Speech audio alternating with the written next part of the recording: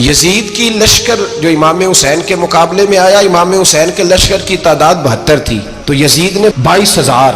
مجھے بتائیے 72 کا 22,000 سے کوئی مقابلہ ہوتا ہے؟ عمر بن سعد نے پھر عبید اللہ ابن زیاد کو لکھا کہ 22,000 بندے تھوڑے ہیں، کچھ بندے زیادہ بھیج. تو عمر بن سعد کو عبید اللہ ابن زیاد کہنے لگے کہ تو پاگل تو نہیں ہو گیا، 72 کے لشکر کا 22,000 بھیجا، اور کتنا بھیجو؟ تو اس نے کہا تمہیں یہ نہیں پتا یہ لوگ کون ہیں؟ یہ مولا علی شیر خدا کی اولاد ہے. ان میں ایک ایک شخص ایسا ہے جو 1,000 کے مقابلے میں لڑنا جانتا ہے. تو یہاں کمزوری دکھائی جاتی ہے. ہمارے بچے سمجھنے لگے ہیں کہ یہ شاید کوئی ایسی داستان ہے، اور اس طرح کا ماحول ٹی وی پہ میں دیکھ رہا تھا، اس طرح کا ماحول بنایا جاتا ہے جیسے کوئی خوف ہے. یعنی واقع کربلا کوئی ایسا واقعہ جسے دیکھ کے خوف طاری ہو جائے، بچے راتوں کو ڈرے. وہ اکیلے درخت دکھائے جا رہے ہیں اور تیر دکھائے جا رہے ہیں. او یار کیا قوم کی تربیت کر رہے ہیں؟ واقع کربلا حوصلے کا نام ہے، دلیری کا نام ہے. سنیں بات اصل میں کیا تھی، بڑے ٹھنڈے دماغ سے میری بات کو سمجھیے گا. حضرت مولا علی شیر خدا کے بعد مسلمانوں کے متفقہ امیر بنے تھے حضرت امیر معاویہ. انہیں امیر کس نے بنایا تھا؟ امام حسن نے، حضرت علی کے بڑے صاحبزادے. حضرت امام حسن نے ان سے صلح کی، انہیں خلافت دی. اور صحیح بخاری میں نبی پاک نے فرمایا تھا میرا بیٹا حسن سردار ہے، جب مسلمانوں کی جماعتوں میں لہو بہ جائے گا تو حسن ان کی صلح کرا دے گا. وہ صلح امام حسن نے کرائی. جناب امیر معاویہ امیر بن گئے. حضرت امیر معاویہ رضی اللہ تعالیٰ عنہ بڑا پیار کرتے تھے نبی پاک سے، بڑا احترام کرتے تھے حضور کے خاندان کا. ان کی جو اجتہادی خطائیں ہیں وہ اپنی جگہ پہ موجود ہیں. چونکہ امام حسن نے ان سے صلح کر لی، لہذا ہم بھی ان کے بارے میں کوئی جملہ کہنے کے مجاز، ہماری مجبوری امام حسن ہے. اس لیے کہ جسے امام حسن صحیح کہے پھر امام حسن کے ماننے والے کو اسے غلط نہیں کہنا چاہیے. حضرت امیر معاویہ رضی اللہ تعالیٰ عنہ کا جب وصال ہوا تو حضرت امام حسن پہلے ہی ان سے وصال کر گئے، آپ کو زہر دے دیا گیا، آپ شہید ہو گئے. امام حسین موجود تھے. تو یزید کے بارے میں لوگوں نے کہا جناب امیر معاویہ سے کہ یہ ٹھیک ہے، مناسب ہے اور بہادر ہے، دلیر ہے، وہ جو ہوتے ہیں نا خوش آمدی ٹولہ. تو حضرت امیر معاویہ کے گرد بھی کچھ ایسے لوگ تھے، انہوں نے آپ سے کہا کہ یزید کو نامزد کر دے. تو آپ نے یزید کو بلایا، حوالہ مجھ سے دیکھ لیجئے گا. بلا کے فرمایا کہ 3 بندوں کے سامنے اپنی خلافت پیش کرنا، اگر وہ تجھے مان جائیں تو امیر بن جانا، نہ مانے تو چپ کر کے گھر بیٹھ جانا. وہ 3 بندے کون ہیں؟ جناب عبداللہ ابن عباس، حضرت عبداللہ بن زبیر اور امام حسین رضی اللہ تعالیٰ عنہ. یہ وصیت فرمائی جناب امیر معاویہ. ہوا یہ کہ یزید جب امیر بنا نا، 2-3 چیزیں ہوتی ہیں جب کسی بندے کو قابو کرنا ہوتا ہے، 2-3-4-5 چیزیں ایسی ہوتی ہیں جس سے بندہ قابو آتا ہے. تو اس نے بھی فوری طور پہ، یزید نے دیکھا میرے لیے مسئلہ کیا بن سکتا ہے. ولید بن عتبہ اس وقت مدینے کا گورنر تھا. یزید نے اس کو خط لکھا کہ امیر عرب کا رواج آج بھی ہے کہ جب تک نئے خلیفہ کی بیعت نہیں ہو جاتی پرانے کے انتقال کی خبر ہی نہیں دیتے، اس کو رکھے رکھتے ہیں. یہ ان کا طریقہ ہے. وہ کہتے ہیں کہ ولی عہد اچھی طرح قبضہ کر لے پھر بتائیں گے. حضرت امیر معاویہ کا وصال ہو گیا، بتایا نہیں. یزید نے اب کیا کیا، چونکہ بڑا چلاک آدمی تھا، بڑا شاطر تھا، بڑا تیز تھا، اس نے ولید کو خط لکھا. کہنے لگا کہ فوری طور پہ عبداللہ ابن عباس کو بلاؤ اور اسے کہو میری بیعت کریں. یہ جو بیعت ہوتی تھی نا، یہ بھی سن لے کیا ہوتی تھی. یہ بیعت حلف ہوتا تھا کہ میں اللہ رسول کے نام پہ حلف دیتا ہوں کہ میں یزید کی اطاعت کروں گا، میں اس کے خلاف کوئی بغاوت نہیں کروں گا. یہ بیعت لوگ سمجھتے ہیں کہ بس ہاتھ پکڑنے کا نام بیعت تھا. اس بیعت کا متبادل جمہوری ملکوں کے اندر ووٹ آیا ہے. تو کہا بیعت کرے. حضرت عبداللہ ابن عباس کو بھی بلاؤ، عبداللہ بن زبیر کو بھی بلاؤ، امام حسین کو بھی بلاؤ. امام حسین آدھی رات کے وقت بیٹھے تھے مسجد نبوی میں، چونکہ 5 نمازوں کی آپ امامت کرتے. امام حسین نماز پڑھا کے عشاء کی بیٹھے تھے. جناب عبداللہ بن زبیر، عبداللہ بن زبیر کون تھے؟ یہ نبی پاک صلی اللہ علیہ وسلم کی پھوپھی پوتے تھے اور جناب صدیق اکبر کے نواسے تھے.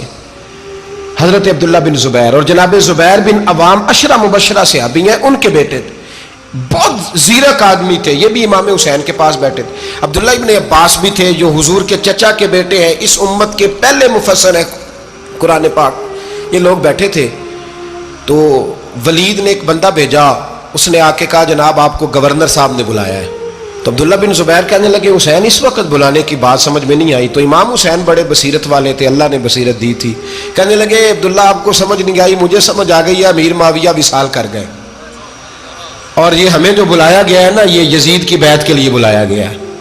تو کہا پھر آپ آدھی رات کو نہ جائیں، آپ کے لیے خطرہ ہوگا۔ تو امام حسین فرمانے لگے خطرہ حسین کو نہیں ہوتا۔ نہیں، کہا پھر بھی آپ مہربانی کریں ذرا احتیاط سے جائیں۔ تو جناب عبداللہ ابن زبیر نے، عبداللہ ابن عباس نے 14 بندے نیزے دے کے، تلواریں دے کے امام حسین کے ساتھ بھیجے اور کہا کہ امام حسین اگر اس نے کوئی غلط ملت بات کی نا، زبردستی بیعت کرنے کا کہا، تو آپ بس کوئی ایک بات اونچی آواز میں کر دینا، یہ سپاہی پیچھے آ جائیں گے۔ امام حسین ان 14 بندوں کو لے کے گورنر ہاؤس پہنچ گئے۔ جب آپ وہاں پہنچے، اس نے بتایا، اس نے کہا جی حضرت امیر معاویہ انتقال کر گئے اور آپ نے یزید کی بیعت کرنی ہے۔ تو امام حسین فرمانے لگے میں چھپ کے بیعت نہیں کروں گا، مجمع لگاؤ، جمعے والے دن اعلان کرو، جو طریقہ ہے حضرت ابوبکر صدیق کا، جو طریقہ ہے حضرت عمر فاروق کا، جو انداز حضرت عثمان غنی کا ہے، جو مولا علی کا ہے، سر عام اعلان کرو، اگر ساری دنیا یزید کی بیعت کرے گی تو میں بھی تیار ہوں۔ تم مجھ سے بیعت لے کے پھر لوگوں کو بتانا چاہتے ہو کہ حسین بیعت ہو کر رہے ہیں تو تم کیوں نہیں کر رہے؟ میں عام آدمی نہیں ہوں، لہذا چھپ کے بیعت نہیں کرتا۔ جب یہ بات کی نا تو ولید بڑا نرم دل تھا اور امام حسین کی شان کو جانتا تھا، وہ جانتا تھا یہ نبی پاک کا خاندان ہے۔ اس نے کہا جی مجھے تو حکم تھا، باقی آپ حضور کے نواز ہیں، میں کر کچھ۔ وہاں ایک بڑا بدبخت شخص بیٹھا تھا، عبد الملک بن مروان، وہ ولید سے کہنے لگا کہ اگر حسین آج تمہارے ہاتھ سے نکل گئے تو تمہارے لیے بہت بڑا مسئلہ کھڑا ہو جائے، انہیں جانے نہ دینا، یا بیعت کراؤ یا ان سے کہو جنگ کے لیے تیار ہو۔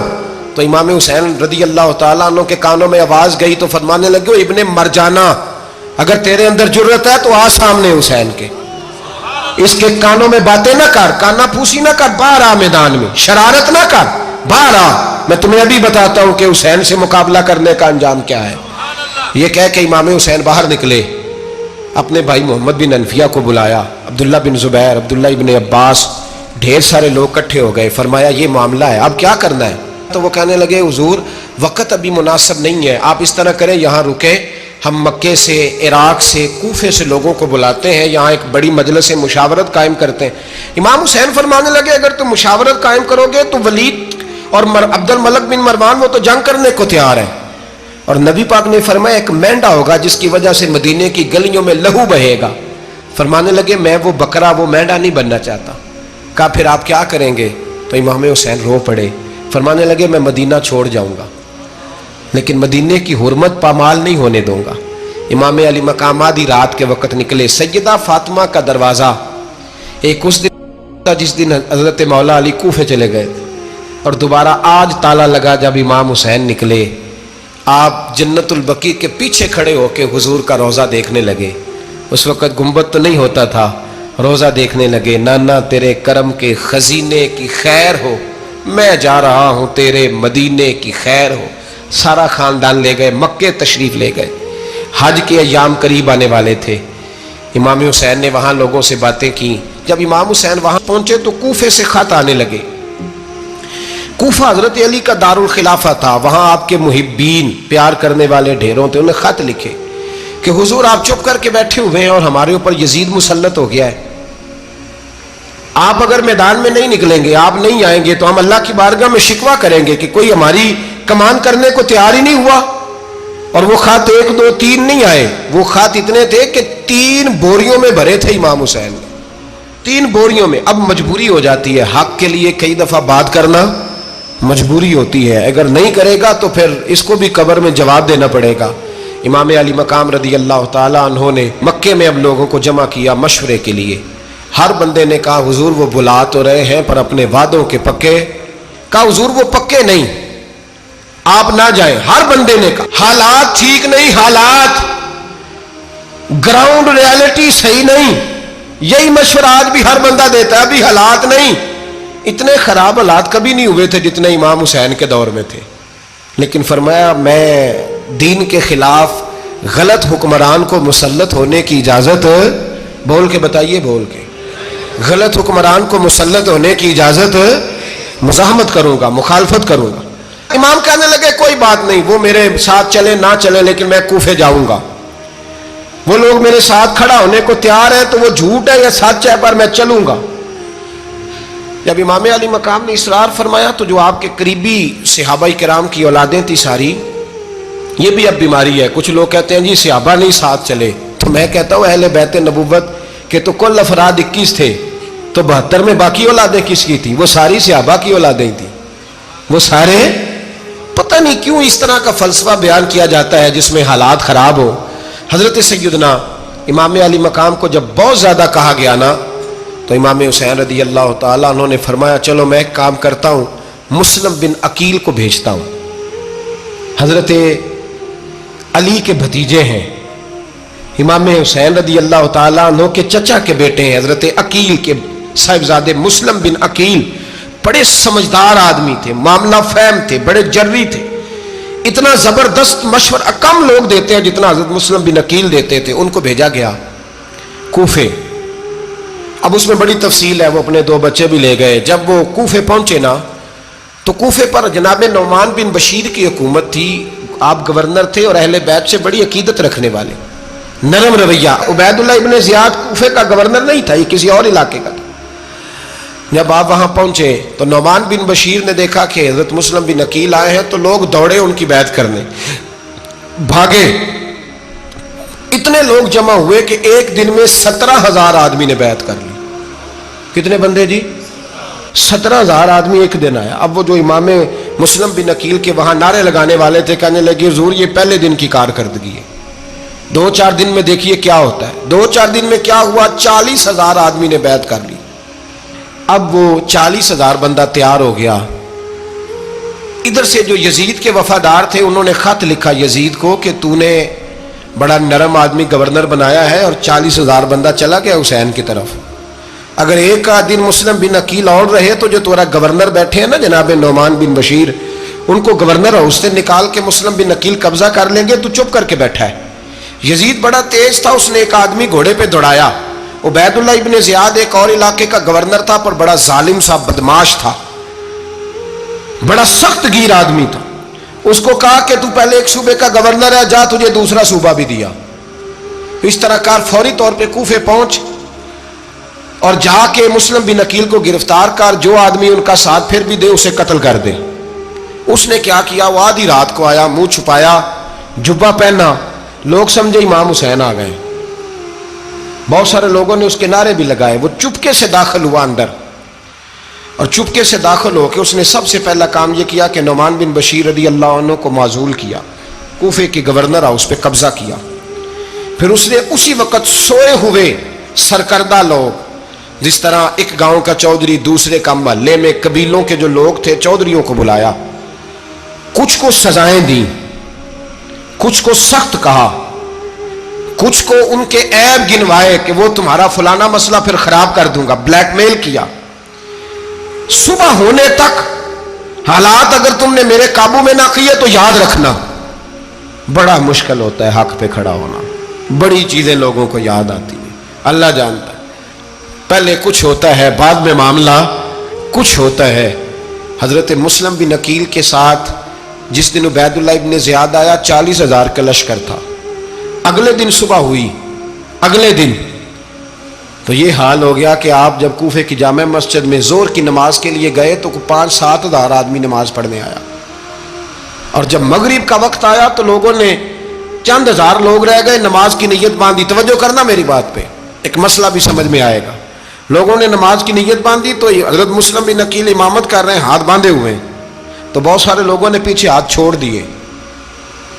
ایک بندے نے دوسرے سے پوچھا وہ ہاتھ کیوں نہیں باندھتے؟ کہنے لگے اگر عبید اللہ ابن زیاد کے کسی بندے نے دیکھ لیا نا تو ہم اسے کہیں گے ہم تو نماز پڑھ ہی نہیں رہے تھے، ویسے ہی کھڑے تھے، ہاتھ ہی نہیں باندھے سرے سے.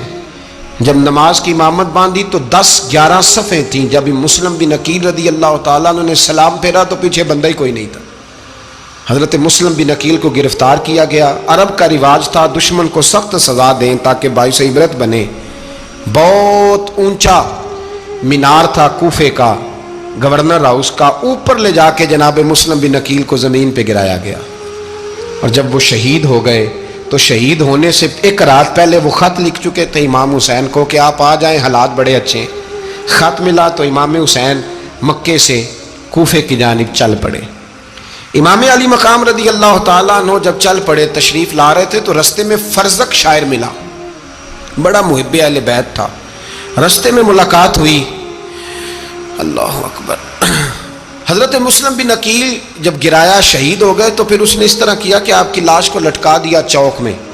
لوگ دیکھتے تھے تو عورتیں بچوں کو کہتی تھی تو نے باہر نہیں نکلنا, ہم نے نہیں امام حسین کے ساتھ چلنا, بس بڑا خوف ہے, کوئی بندہ نہ باہر نکلے, کوئی نہیں ضرورت ہمیں, حالات بہتر ہوگی تو دیکھی جائے گی. آج کتنے لوگ ہیں, کتنی دیگیں پکی, کتنی نیازیں بٹی, کیا کچھ ہوا. آپ ناراض نہ ہونا, میں آپ میں سے ہوں, آپ مجھ سے ہیں, یہ بات آپ کی نہیں میری سب کی ہے. آج بھی اگر امام حسین کے نام پہ جان دینے کی باری آئے گی تو دیگیں ہی رہ جائیں گی. ناراض تو نہیں ہو گئے آپ لوگ؟ فٹافٹ مائیں کہیں گی باہر نہیں جانا, بالکل پتر سانو کی لگے, سارا دن کوئی ہمارے لیے. وہ پیر صاحب تو کرتے رہتے ہیں باتیں, ان کا تو کام ہے, خبردار ہم نے نہیں جانا. دیگیں دینے کو سارے تیار ہیں, جانے دینے کو تیار ہونا. ناراض ہو گئے آپ لوگ؟ چلو کوئی نہیں, ہو جاؤ, خیر صلی اللہ ہے, بات تو ٹھیک کر رہا ہوں نا. حضرت امام حسین رضی اللہ تعالیٰ عنہ نے فرزق شاہ رستے میں ملا تو امام حسین کو کہنے لگا کہاں جا رہے ہیں؟ فرمایا میں کوفے جا رہا ہوں. کہنے لگا حضور نہ جائیے گا, لوگوں کے دل آپ کے ساتھ ہیں, تلواریں آپ کے ساتھ نہیں. سیدنا امام حسین رضی اللہ تعالیٰ عنہ کو آ کے کہا حضور وہ سارے کوفے والے مانتے ہیں کہ بات حسین کی ٹھیک ہے لیکن آپ کی سپورٹ نہیں کریں گے. اور اگلی بات فرزق نے یہ کی کہ حضور میں حضرت مسلم بن عقیل کی لاش کو لٹکی ہوئی دیکھ کے آیا ہوں کوفے کے چوک میں. بڑا ہی خوبصورت فکرہ ہے امام حسین کا. فرمانے لگے میرا بھائی لٹکا ہوا تھا, کہیں کسی کے آگے جھکا تو نہیں تھا؟ لٹکا ہی تھا نا, کہیں جھکا تو نہیں کسی کے آگے؟ کہا حضور نہیں. تو آپ فرمانے لگے اگر مسلم بن عقیل لٹک گیا تو حسین بھی لٹک جائے گا, لیکن جھکے گا. حضرت امام حسین تشریف لائے, بچوں سمیت آئے. حر بن یزید ایک شخص تھا. حر بن یزید ایک مختصر سا لشکر لے کے اس نے امام حسین کو ایک جگہ پہ روکا, پھر دوسری جگہ پہ روکا, بالآخر تیسری جگہ پہ روکا. تو امام حسین نے فرمایا جگہ کون سی ہے؟ کہا حضور کرب و بلا. فرمایا بس یہی خیمے لگا دو, یہی. حضرت سیدہ زینب نے پوچھا امام حسین سے کہ سارے زمانے نے روکا ہے, ٹھیک ہے آپ حق پہ ہیں, یہ بھی سب نے کہا آپ حق پہ ہیں, پر روکا بھی سب نے, آپ روکے کیوں نہیں؟ تو ابن کثیر اور ابن اسیر لکھتے ہیں کہ امام حسین رو پڑے, کہنے لگے بہن میں رک جاتا پر میں نے رات کو نانا مصطفیٰ کو خواب میں دیکھا ہے. تو حضور نے فرمایا حسین اگر آج یہ رواج پڑ گیا نا یزید جیسے لوگوں کا تو قیامت تک پڑا رہے گا. پھر لوگ کہیں گے کوئی نکلا نہیں تھا تو ہمیں بھی نکلنا, پھر لوگ ظالموں کے سامنے گردنیں جھکانے کے عادی ہو جائیں. میں کہتا رہتا ہوں, کہہ رہا ہوں, کربلا کی جنگ کفر اسلام کی جنگ نہیں, کفر اسلام کی جنگ نہیں کربلا کی, کیونکہ یزید تو بڑا پکا نمازی تھا, خطبہ دیتا تھا. وہ تو جب امام حسین رضی اللہ تعالیٰ عنہ نے کربلا کے میدان میں جمعے کا دن تھا تو یزید کے سامنے کو بات کرنی شروع کی, عمر بن سعد کے سامنے. تو عمر بن سعد کہنے لگا حسین زیادہ باتیں نہ کر, ہمارا جمعہ لیٹ ہو رہا ہے, جنگ کے لیے تیار ہو, فٹافٹ آ. اہل بیت نبوت کو قتل کریں گے اور قتل کے بعد پھر نماز پڑھیں گے اور پھر کہیں گے اللہم صلی علی محمد وعلی آل محمد, اسی نماز میں پھر درود بھی پڑھیں گے. یہ کیسا مرتبہ ہے, کیسا انداز ہے, دوستی قاتل سے بھی مقتول سے یارانہ بھی. امام حسین نے حر بن یزید امام حسین سے کہنے لگا مجھے حکم ہے آپ کو روکنے کا, آپ آگے نہیں جا سکتے. امام صاحب نے فرمایا وجہ زمین اللہ کی ہے. اس نے کہا آپ بیعت نہیں کر رہے, یزید کی حالات آپ کے حق میں درست نہیں ہیں, آپ نہیں جائیں گے. امام روک گئے. ظہر کی نماز کا وقت ہوا تو حضرت علی اکبر امام حسین کے بڑے صاحبزادے انہوں نے اذان ظہر پڑھی تو حر بن یزید کے لشکر نے امام حسین کے پیچھے نماز ادا کی. کہا بھئی تم مقابلے میں آئے ہو, نماز پیچھے پڑھتے ہو؟ کہا حضور مقابلہ تو تلواروں سے کر رہے ہیں پر ہمارا دل تو مانتا ہے نا کہ مصطفیٰ کا نواسہ بڑی شان والا ہے.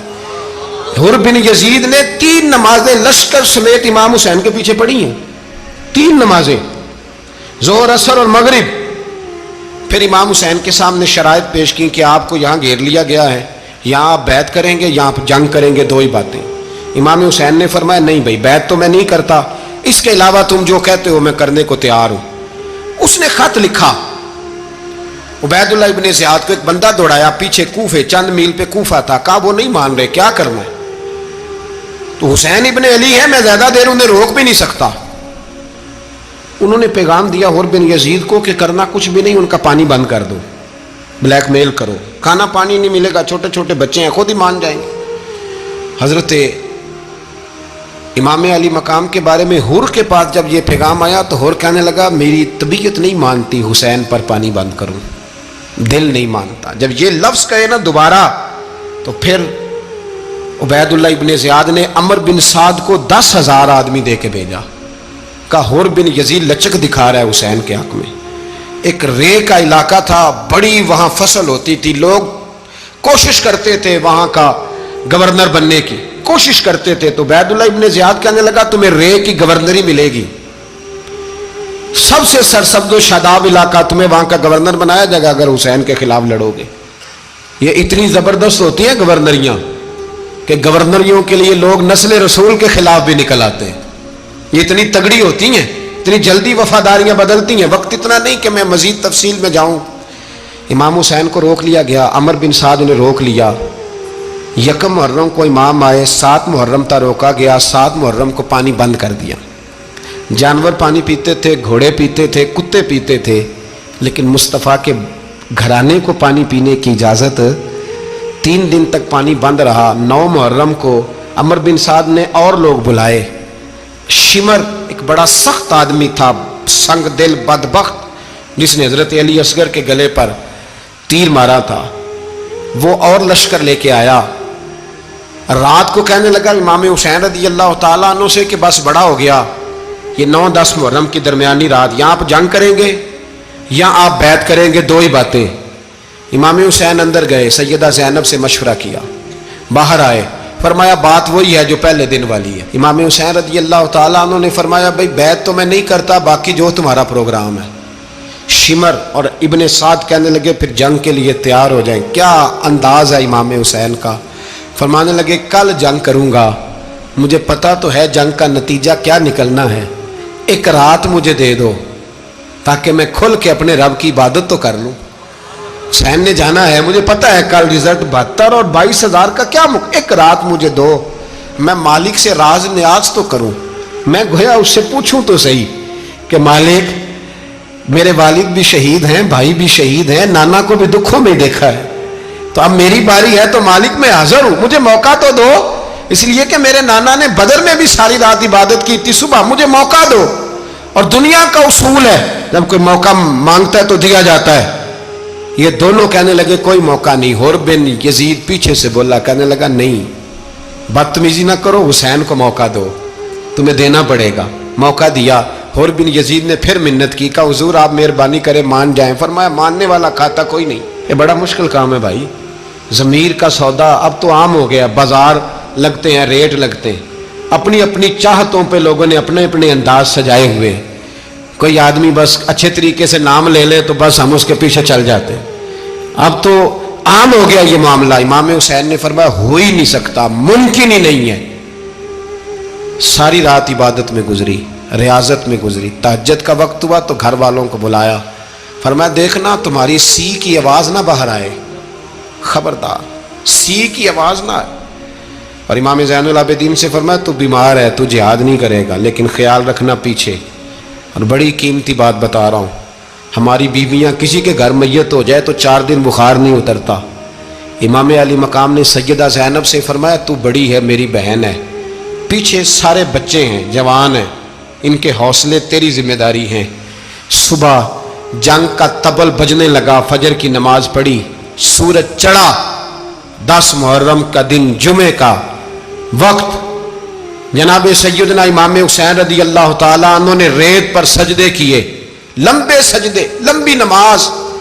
सूरत शम्स की आयात दूसरी रकत में पढ़ी तो सारा करबला गूंजने लगा। क्या अंदाज़े तकल्लुम था इमाम अली मकाम का। नमाज मुकम्मल हुई तो हुर बिन यजीद, अमर बिन साद और शिमर से कहने लगे वाकई हुसैन से लड़ोगे, पता नहीं कौन है।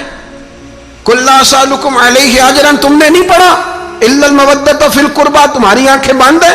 अल हसन वल हुसैन सय्यदु शबाब अहले जन्नह, तुम्हें नहीं पता।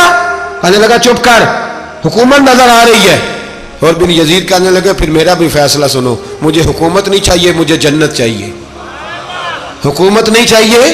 इमाम हुसैन की पहली फतह देखें, और बिन यजीद एड़ी लगा के ना यजीद के लश्कर से निकल के इमाम हुसैन के लश्कर में शामिल हो गया। और पहला शख्स जिसने इमाम हुसैन को रोका इमाम हुसैन के नाम पर पहला सर भी इसी शख्स ने कटाया है, लेकिन यजीद की कब्र पे लानत भी कोई नहीं बरसाता। उसका महल था बहुत बड़ा, लेकिन जब लोग करबला में इमाम हुसैन को सलाम करने जाते हैं तो कदमों में हुर बिन यजीद का मज़ार भी बना हुआ है, उसको भी सलामी दी जाती है। और अब हम अकेला हुर बिन यजीद नहीं कहते, हम कहते हैं हुर बिन यजीद रदी अल्लाह ताला। अब हम इतनी ताजीम करते हैं उस हुर की। जनाबे इमाम हुसैन को मैदान में खड़ा किया गया, जिहाद का तबल बजा, पहले खुद्दाम आए।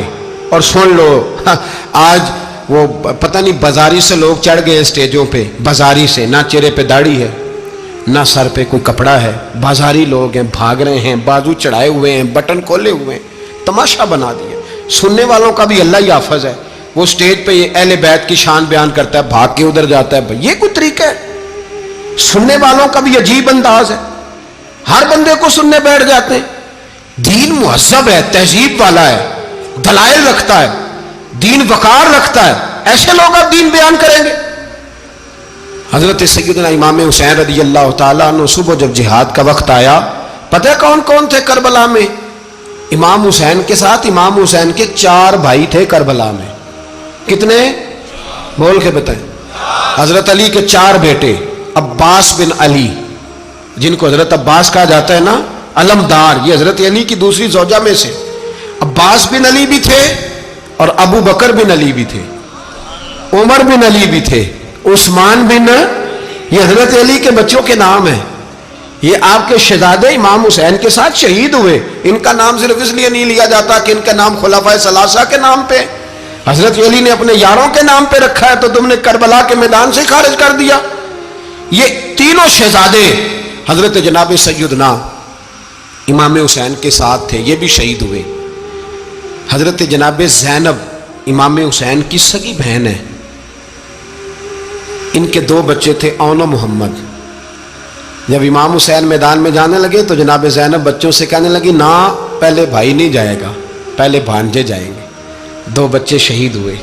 हजरत कासिम बिन हसन इमाम हसन के बेटे थे, वो जब मैदान में जाने लगे तो इमाम हुसैन ने कहा, नहीं भाई तू नहीं जाएगा, तू मेरे भाई की निशानी है, मैं जाऊंगा। तो हजरत कासिम बिन हसन ने एक तावीज़ खोल के दिया। अब्बा जी, मेरे वालिद ने कहा था जब बड़ी मुश्किल आ जाए तो तावीज़ खोल के देखना, तो आज बड़ी मुश्किल आई है तो मैंने तावीज़ खोला है, तो ये देखें क्या लिखा है। ये तो रुका है, तावीज़ है ही नहीं। जब खोल के देखा तो उस पर लिखा था, कासिम अगर हुसैन पे कोई कड़ा वक्त आ जाए तो बैठ के आगे आगे रहना, अगर कड़ा वक्त मेरे भाई पे कभी आ जाए ना, देखना इसके आगे आगे चलना, इसे हसन की कमी ना महसूस हो। भाइयां जिहा साख नहीं कोई जे विच खार ना होवे। सैयदना इमाम हुसैन पहली दफ़ा करबला में उस वक़्त रोए जब ये रुका, आपने देखा तो फरमाया, ठीक है, अगर हसन की ये वसीयत है तो मैंने ज़िंदगी में अगर उनकी हर बात मानी है, अब भी मानूंगा, तुम्हें इजाज़त है। जनाब कासिम बिन हसन 16 साल का जवान जब मैदान में निकले तो हाय हाय पता नहीं कहाँ से आ गई है। इमाम कासिम बिन हसन जब मैदान में निकले तो तबरी से लेकर अल्लामा अबुल हसनात साहब सबको पढ़ के तो देखो, 3 दिन की प्यास है, शदीद आजमाइश है, दुख है, तकलीफें हैं, फिर भी पहली दफा जब मैदान में गए हैं, वापस आए हैं, 19 लोगों को कत्ल करके वापस आए। सुनाओ किस्सा खैबर को, तमामी अपने बच्चों को। अली की दास्तां सुन के दिलों से डर निकलता है, अली की दास्तां सुन के दिलों से, ये जो बच्चे डर रहे हैं ना, वो हो चिमगादड़ आ गई, काकरोच आ गया, ये खौफ निकल जाएगा अगर हजरत कासिम बिन हसन की बात सुनेंगे। दर्जनों लोग आपने कत्ल किए। एक दफा आए, कहा चाचा यजीद का लश्कर तो बड़ा ही बुज़दिल है, अगर चंद कतरे पानी मेरे हलक से गुजरे तो मैं सारे काट के ले आऊंगा आपके पास, चंद कतरे। लेकिन थोड़ी देर गुजरी, अमर बिन साद कहने लगा, अकेले अकेले जाओगे तो अली का पोता है, ये सबको मार देगा, इकट्ठे जाओ। चारों जानब से तीर बरसे, एक तीर लगा आके गर्दन के पीछे, बस जनाब सैयदना कासिम बिन हसन घोड़े से नीचे गिरे।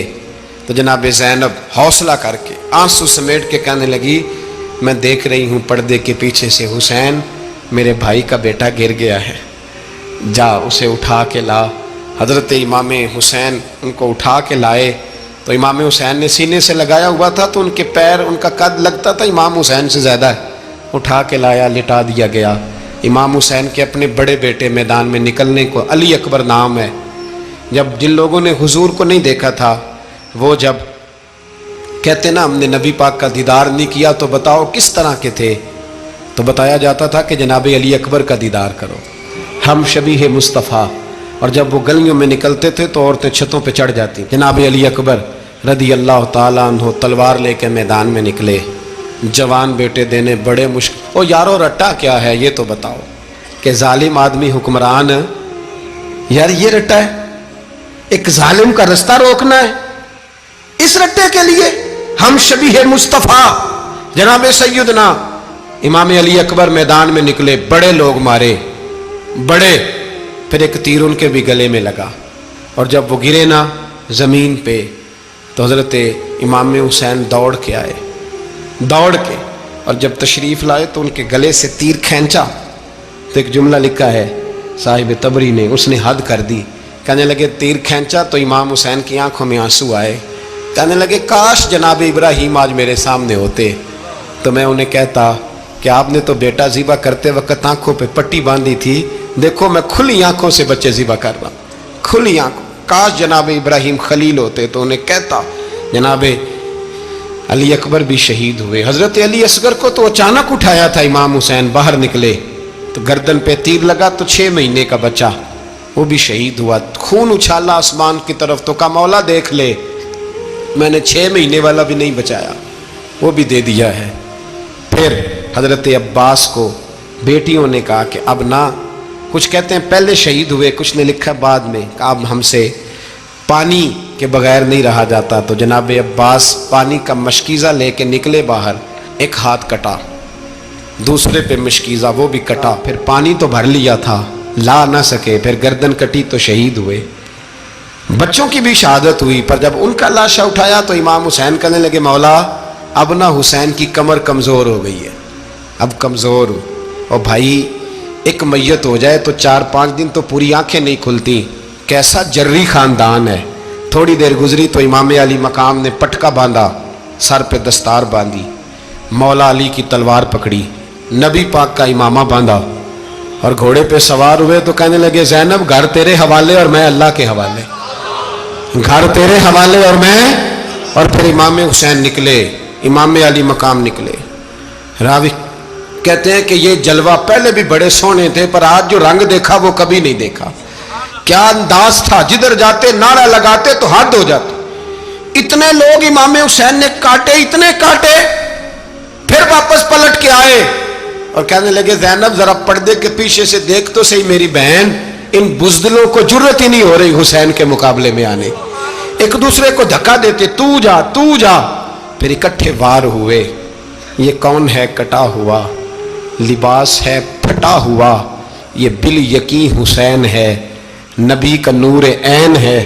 پھر چاروں جانب سے تیر برسے تو امام علی مقام چونکہ نماز کا وقت ہو گیا تھا، اترے گھوڑے سے، خون بہ رہا تھا، گرم ترین ریت سے تیمم کیا، سر سجدے میں رکھا، اور جب شمر آپ کی گردن کاٹنے لگا تو کہنے لگے ٹھہر جا ذرا رب سے ایک بات کر لینے دے، اور پھر بولے امام حسین، کہنے لگے مالک تو اب بتا کہ حسین سے راضی ہے کہ ناراض ہے، تو بتا۔ تو پھر ایک آواز آئی، یا ایتھا النفس مطمئنہ ارجعی الی ربک راضیۃ مرضیہ، فرمایا نفس مطمئنہ واپس آ جا، تو اللہ سے راضی ہے، اللہ تجھ سے راضی۔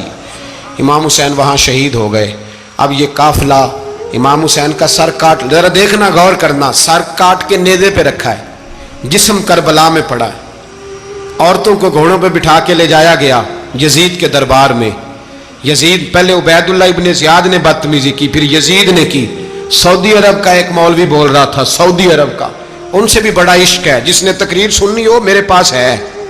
ہمیں لوگ مشورے دیتے ہیں کہ جو یزید کو اچھا کہے اور حسین کو باغی کہے اس کو ہم امام مان لیں، اس بے شرم بے حیا کو جو نبی پاک کے گھرانے کے بارے میں بکے اسے امام۔ سعودی عرب میں مسجد نبی میں درس دینے والا جس نے تقریر سننی ہو میرے پاس ہے، وہ کہتا ہے یزید تو بڑا اچھا آدمی تھا، اس نے تو بڑی خدمت کی، تو میں نے اسے کہا رشتہ داری کر لیا یزید کے ساتھ، قریب ہو جا، شرم نہیں آتی؟ آج بھی نبی پاک کا دل دکھاتے ہو، حیا نہیں آتی، خیال نہیں آتا؟ اور لوگ گھر میں بیٹھ کے باتیں کرتے ہیں، کہتے ہیں جی جو بیت اللہ میں ہو وہ بھی برا ہو سکتا ہے۔ بیت اللہ میں تو 360 بت بھی تھے، وہ اچھے تھے۔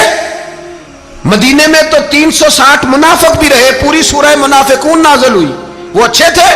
عجیب تماشا بنا دیا لوگوں نے مذہب کا۔ وہ آج بک رہا ہے، آج میرے پاس ویڈیو آئی ہے، کہتا ہے یزید نے تو بڑی خیر، وہ تو عبید اللہ ابن زیاد نے قتل کیا۔ بے شرمو، اگر عبید اللہ ابن زیاد نے بھی قتل کیا تھا تو حکومت کس کی تھی؟ بولیں، بول کے بتائیں۔ تو پھر یزید نے عبید اللہ ابن زیاد کو سزا کیوں نہیں دی، بلکہ ایک جگہ 2 گورنریاں دی اس کو، یہ حال کیا؟ بلکہ سنو جو حدیث پاک میں آتا ہے وہ یہ ہے کہ یزید چھڑیاں مار رہا تھا، چھڑیاں امام حسین کے لبوں پہ۔ تو نعمان بن بشیر صحابی تھے، بول پڑے، کہنے لگے یزید بدبخت، ہاتھ پیچھے اٹھا، مجھے اللہ کی عزت کی قسم میں نے سینکڑوں بار نبی پاک کو ان ہونٹوں کو چومتے دیکھا ہے۔ حضرت جناب زینب عورتوں کے مجمع میں پیچھے ہو کے بیٹھی ہیں، یزید کے پاس جب پہنچا لشکر تو یزید کہنے لگا دیکھو اللہ نے مجھے عزت دی اور میرے مخالفوں کا کیا حال ہوا۔ تو بی بی زینب بول پڑی، اتنے صدمے سہے پر آواز توانا ہے، جاندار ہے۔